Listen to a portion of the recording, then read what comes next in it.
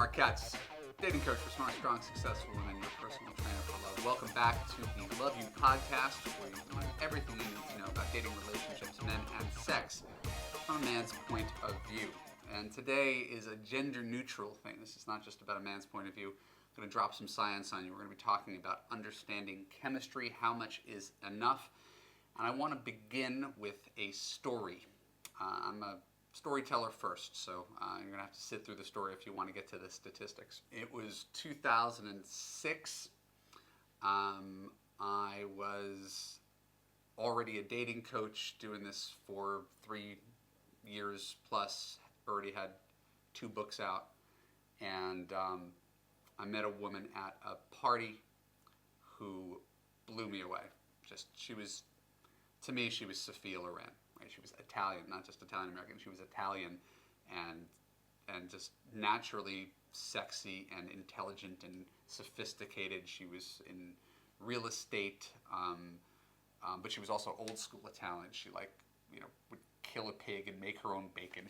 Her name was Lucia. Lucia, if you're listening, she's still my friend. Lucia, if you're listening, I was very dazzled back at the time, and for a few weeks I was completely obsessed with her. And at a certain point, Lucia says to me, this is 2-3 dates in, "You Americans, you don't know how to make a girl feel special." Right? Evidently, I was playing it too cool, right? Because Italian guys just lay it on thick. "My love, I will serenade you," and I was just being American, like, "Hey, when you want to hang out." So she got rid of me. I didn't come on strong enough for her, and she said, "But we could still be friends." But I was so attracted to her, and thought, what choice did I have but to accept it? So she invites me to a party at her house, and she lived in this house. It was unusual. It was like the real world, yuppie edition or something like that. It was 5 people in their early to mid 30s who couldn't afford a mansion, but were renting one out. So they each put in like $2,000 a month for like a $10,000 gorgeous house in the Hollywood Hills. And they'd have amazing parties, but everybody was just renting. So I get invited to this party. It's a potluck dinner on a Sunday night, and Lucia is there, and I have one goal for the night: ignore Lucia. Like, I'm going to her party, and I'm not going to talk to her because some stupid pride make her jealous. I don't know what the hell I was thinking. So I didn't have, I knew some people there, and I'd been to a few of these parties before, so I had some friends there. And one of my closest ex-girlfriends was there. It's a small world. And I was standing by, like, the food table with potluck mac and cheese or something, and I started talking to 2 37-year-old divorcees, and I wasn't hitting on them. I was just talking to them because they were there, and I was friendly. And Lucia comes over. "Hey, Evan, you want to come outside and have a drink and a smoke?" A, I don't smoke. B, no, it's okay. I'm talking to these women here. Thanks. And so I just talked to them all night. Not hitting on them, not wildly attracted, not thinking of a future, just fun, easy conversation. One of those women became my wife. And I use that as a starting off point for this conversation, because chemistry is such a powerful force, and I'll explain scientifically why it's such a powerful force. It's actually chemicals. It's not just a figure of speech chemistry. It's actually something that's happening in your brain. But how it's not a great predictor of your future. Right? The fact that I had more chemistry with Lucia than with my own wife does not mean that Lucia, if she had taken me, would have been a better fit for me. In fact, quite the opposite. Chemistry often blinds us to people's flaws. So because I came from this place that chemistry is everything, and most people do, right? You go to a dating site and you'll see people say, "Oh, I need to have chemistry. Chemistry is the most important thing in the world. Chemistry, chemistry, chemistry." There is a website created by Match.com called chemistry.com. So when I talk about chemistry in the way that I talk about chemistry, I'm not anti-chemistry. chemistry by any stretch of the imagination. You absolutely, anybody will tell you, you need to have attraction in your relationship, you need to have a good sex life. There's one person you're going to have sex with for the rest of your life, you better enjoy it. Right? I'm really just talking about that feeling of blinding excitement and chemistry that starts at the very beginning of any relationship with, just first sight, what people call love at first sight. Love at first sight is not a great predictor of lasting relationships. But I thought it was. Every time I had a girlfriend, it was someone that I met and, oh my God, you have to be my girlfriend. And within a week or two, we'd hop into bed, we'd be boyfriend and girlfriend. Never worked, but that was my pattern because chemistry was the most important thing in the world. So the entire time I dated my wife, because I didn't have that feeling, that crazy feeling at the beginning that I was used to having that never worked, but because I didn't have that feeling, it made me second guess the entire relationship. Right? Yeah, we had a great sex life, but shouldn't I be more nervous, anxious, butterflies, obsessed, miss her more when she's gone? Right? Like the high highs and the low lows. Shouldn't I be feeling more of that thing? My wife would go on a 2-week business trip, and she's my girlfriend at the time. She'd go on a 2-week business trip, and I was fine. I wasn't like, oh my God, honey, I miss you. I can't live without you. It was just, all right, more chance for me to work, catch up with my friends. There were and continue to be women throughout my life that I was more typically attracted to, who were more my type. I could tell you what that is, but it's sort of irrelevant, right? But ultimately, what I realized after much introspection and coaching other people is what I was really attracted to were people like me. Right? And just saying it out loud sounds so terribly narcissistic, but I think most of us are. We want to date the opposite sex version of ourselves. I remember I've got a great camera crew here right now, but once upon a time I had a director who would shoot these short videos with me, and she was telling me about her perfect guy, and when I was done, it was very clear she was just describing herself. She wanted a guy who was also a director, and they could make movies together, and they could produce them, and it was really, I said, you want to date yourself with a dick. That was pretty much what she was talking about, and it sounds like I'm ragging on her, but the truth is, that's what I was looking for, some female version of me, liberal, culturally Jewish, atheist, intellectual, well-read, Ivy League educated, driven, logical, blah, blah, blah, blah. Right? And it never worked. Right? I dated prolifically from 25 to 35. And I went out with 300 people. Right? People I was most attracted to were the ones who had that certain thing that I guess what was called a sapiosexual. I was really turned on by women with big brains, right?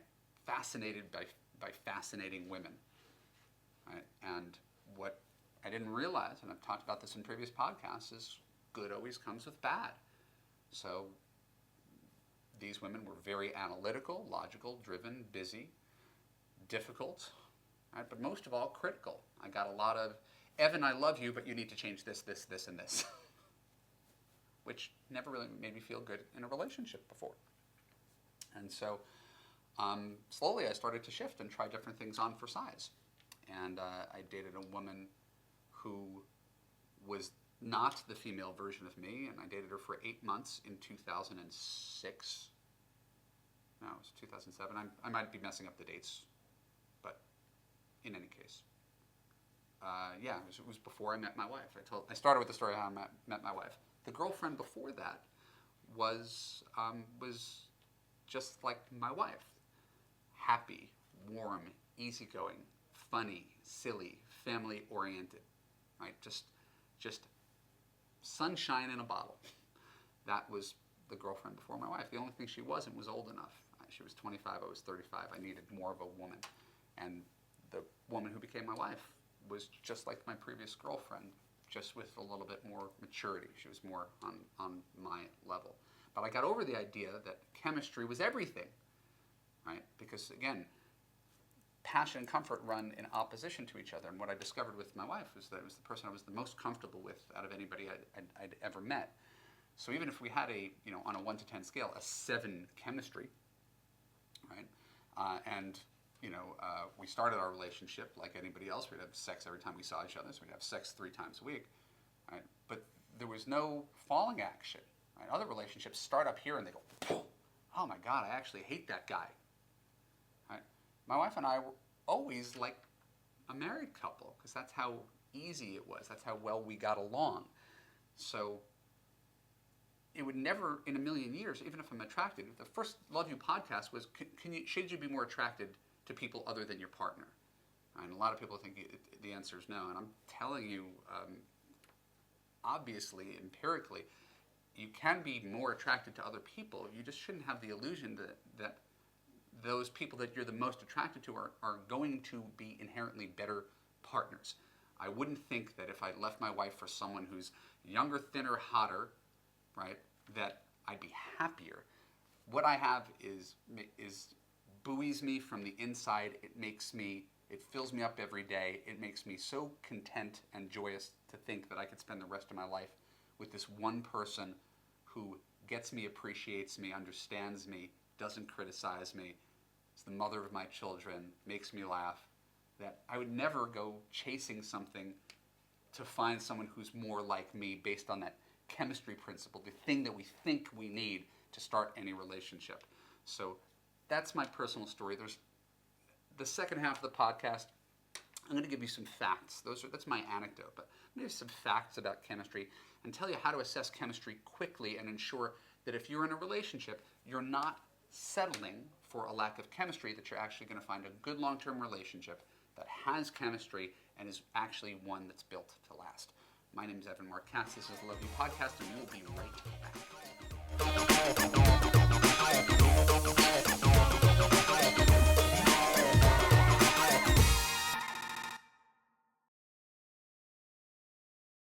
Hey, this is Marc Katz, dating coach for smart, strong, successful women, and your personal trainer for love. Welcoming you back to the Love You Podcast, where you're going to learn everything you need to know about dating, relationships, sex, and men. Today we're talking about chemistry. Continuing the conversation from the first half. I'm going to begin with one more anecdote. I got a lot of anecdotes.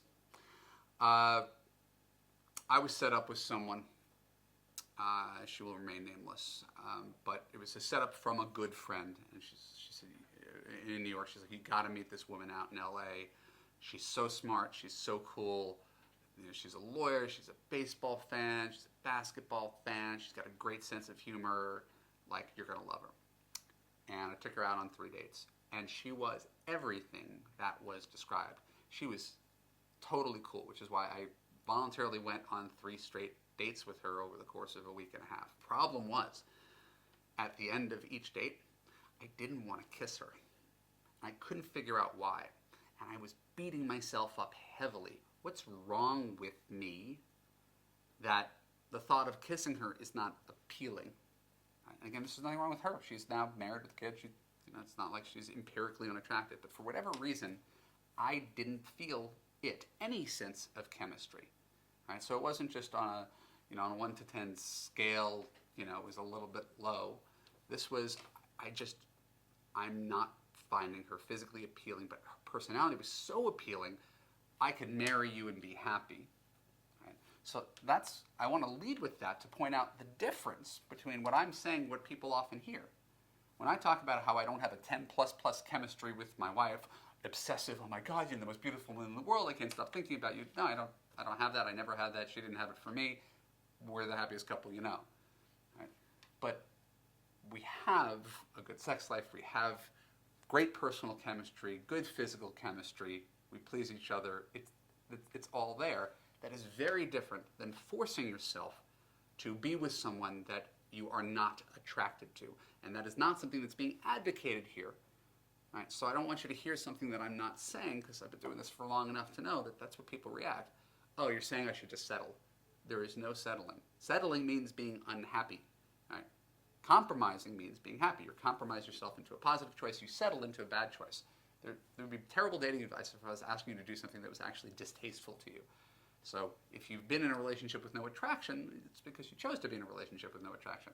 My relationship has attraction, but we have incredible compatibility. So to build on that, I want you to have a little cheat sheet. Here's how you assess first date chemistry. This is what I've learned after all the years, and this is a little nugget from Love You. After first date, I want you to assess 3 things on a very loose 1 to 10 scale. You don't have to write it down, just right up here after a date. Did I have fun? Right. If you didn't have fun, there's no point going on a second date. Was I comfortable? Could I be myself around this person? And was I attracted? Because if any one of those things is missing, right, again, if those are above a 5 or a 6 on a 1 to 10 scale, you go back for more. You go back for a second date, you see what happens. But if any of them are below, if you're completely not attracted, oh my God, I'd have to drink 17 beers to kiss this guy. If you're completely uncomfortable, like this guy's kind of creepy, or I was really nervous, what's the point? And if you didn't have fun, well, again, who cares if you were attracted to him if the night itself wasn't fun and you weren't comfortable? So attraction, fun, comfort are the things that you're looking for on a first date. And if you have that, then you say yes to a second date. If you have it on a second date, you go on a third date. You don't have to figure out your entire future. Right? So these are all sort of components of chemistry and good guidelines for what you should be looking for when you're on a date. Because a big question I get from women is, how do I know if I should give a guy a chance? You don't need to go on any mercy dates. Right? It was never a question as to whether I was attracted to my wife. It's that I was never obsessed with her like I was with previous girlfriends. Right? And I thought that was weird, and I thought that was unhealthy. And it turns out it's the healthiest thing because you're seeing the person really clearly. So I want to cite a couple of scientists, people who are smarter than I am, who've written books and have PhDs and stuff, to help back some of this stuff up, because I know it doesn't always go down easily. This is a gentleman named Tai Tashiro, who writes in his book, I should have written the title of his book, I've written about it on my blog. He says, lust declines at 8% per year of marriage. And I don't know how firmly one can calculate that, but I'd say that makes sense. The same way you wouldn't get excited if you had the same meal every night for 10 years. It would be very hard to have that excited, lustful feeling towards someone that you are so familiar with that you wake up next to and fall asleep next to and spend all your time with day in and day out. So if lust declines at 8% per year of marriage, across the board, let's just say as a generality, we have to be smart enough to not make lust the cornerstone of our relationship, even though it's a wonderful feeling. It can't be the cornerstone of a relationship. What is a cornerstone of a relationship? Well, it says Tashiro, there are 3 qualities you should look for in a partner. I've probably said this on a podcast before. Agreeableness, lack of neuroticism, and lack of seeking novelty. Right? In short form, agreeableness is someone who says yes, someone who's flexible, doesn't assert their will and make it all about them, someone who's willing to compromise. Agreeableness, important quality. Lack of neuroticism, someone who's really insecure, whether it's a man or a woman, however that manifests, is really tiring to date, someone who's insecure. And lack of seeking novelty means that the person's fundamentally content. Right? It doesn't mean that they're boring, but it means that they're not always going to be looking for someone better than you. So you want a partner who's not always looking for someone better than you. Perhaps the most citable study on chemistry comes from Helen Fisher. Helen Fisher created chemistry.com for Match.com. She's a researcher at Rutgers. She's written 4 books. I've read a couple of them. And if you go, and I cite this all the time, you go to Wikipedia, scroll down to the part where it says biological basis for love, you will read what Helen Fisher, sort of a synopsis of what she's studied and how she outlines the 3 stages of love. The first stage is called lust. Right? That is sort of almost blind, primal, irrational attraction. Right? Oh my God, look at that hot guy, I'd want to do him. Right? I'm talking to a female audience, it's not me. So lust, we all know what lust is. Right? And that generally lasts for a short period of time, that primal lust. It could be drink infused and last for an hour. Right? But lust is not indicative of anything other than lust. Oh my God, I want to hit that. The second phase is called attraction, and that's lust that's individualized to a certain person. That's usually when you find a boyfriend that you're really attracted to and you lust for him. And you may even say that you are in love with him. And what's happening in your brain is that chemicals are coursing through them. Dopamine, serotonin, norepinephrine, pheromones, flooding your brain. And what that leaves you with is that feeling of chemistry, the high highs, the low lows, that heady feeling of obsessiveness. He called me. Oh my God, I'm floating on air. He hasn't texted me in 3 hours. I'm going to kill myself. That's what we call the second phase of love. It's attraction. The attraction phase can last anywhere from 1.5 to 3 years. Now, other scientists have looked at that and said, trying to make sense of the past, that's, back in the day, that was just enough time for a man to fall in love with a woman, right? Be so attracted to her that he stays with her for that 1.5 to 3 years to impregnate her and raise the baby for the first year. Right? That's a biological evolutionary theory, right, that I can't necessarily back up because it's just a theory, but it makes a certain amount of sense. Chemistry itself is irrational. Right? Attraction itself is somewhat irrational. You can be attracted to someone who's bad for you. We all know this. You can be attracted to someone who's bad for you, someone who's actually a bad person. Attraction is not based on whether someone's good. Attraction is just attraction. Right?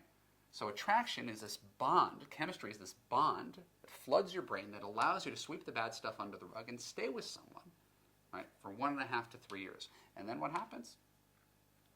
It wears off. Inevitably, it wears off. That haze. And then what are you left with?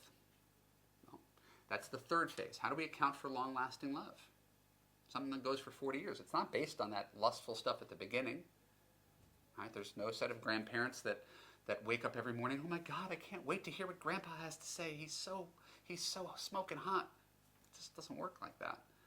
So the last phase is called attachment. That's based on the boring stuff.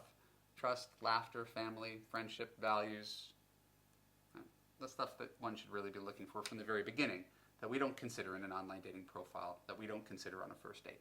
But that really is the great determining factor as to whether you have what it takes to last for 40 years. So no one's saying that chemistry itself is a bad thing. It's not a bad thing. It's a wonderful thing. Right? It's just a piece of the puzzle. Chemistry often gets people into relationships. Right? It gets people married. It gets people pregnant. But it doesn't secure your long-term relationship if you can't get along, if you don't have good values, if you're not trustworthy, if you're not good communicators. Right? No amount of chemistry is going to save that. It may give you the illusion of saving it. You might stay in a relationship for great sex because you're lonely or something like that. But in and of itself, chemistry is just a factor that brings you to someone. It doesn't help people stay together.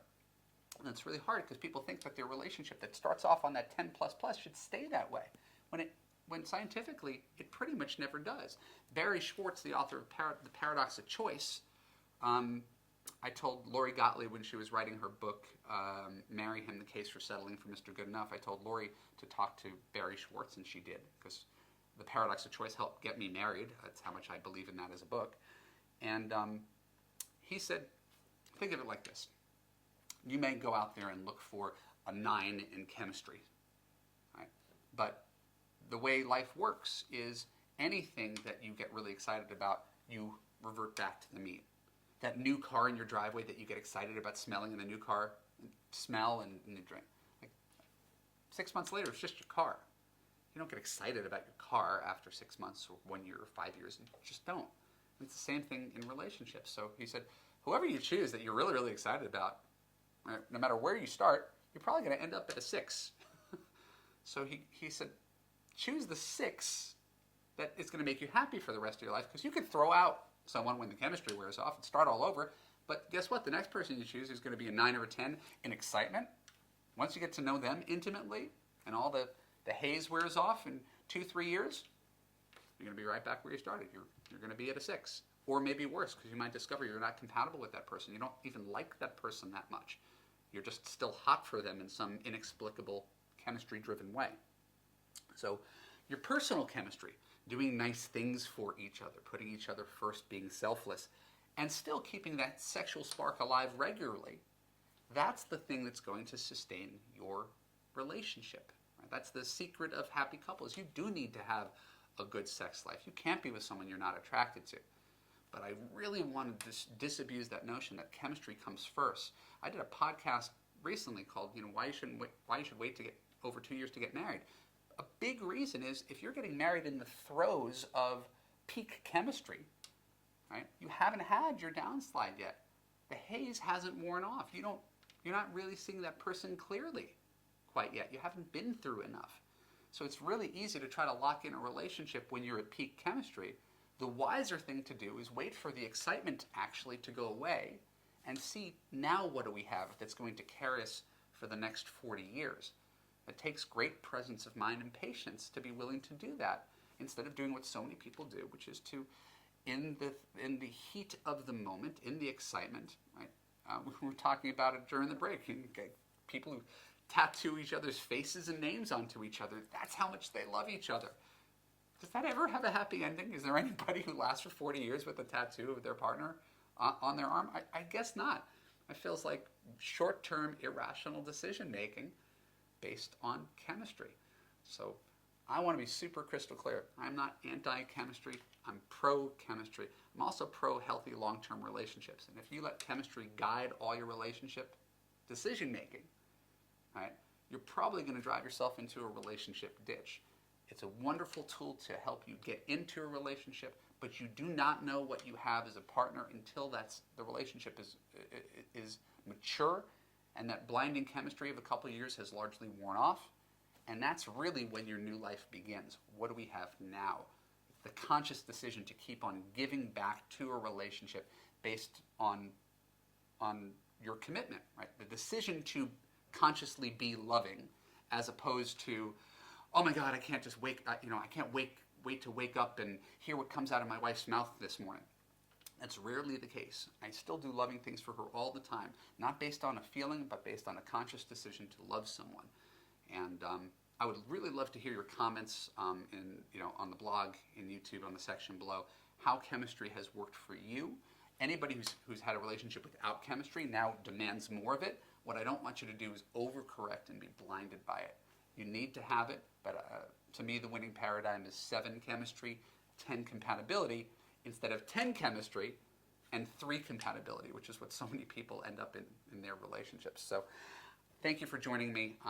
My name is Marc Katz. This is the Love You Podcast. In the next episode, I'm going to be talking with Catherine Woodward Thomas, author of Calling in the One, Unconscious Uncoupling, and she's going to help you get over the pain in your past and bring new love into your life. If you enjoyed this podcast, if you find it thought-provoking, share it with your friends. Hit the subscribe button below. Follow me on Facebook and Twitter, and please go to www.evanmarckatz.com.